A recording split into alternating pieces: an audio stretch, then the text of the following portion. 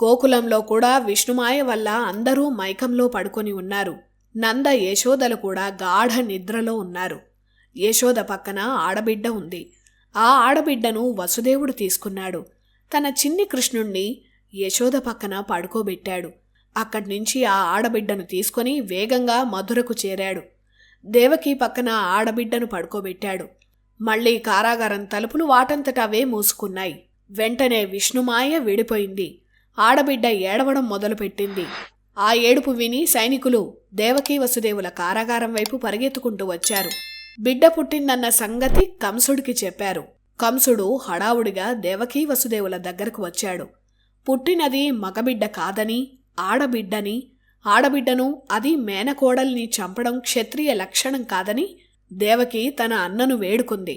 ఈ ఆడబిడ్డనైనా తనకు మిగిల్చాలని ఏడ్చింది. అయినా కంసుడు వదల్లేదు. ఆ ఆడబిడ్డ కాలు పట్టుకొని విసిరికొట్టాడు. కాని ఆ ఆడబిడ్డ పైకెగిరి యోగమాయ విశ్వరూపాన్ని ధరించింది.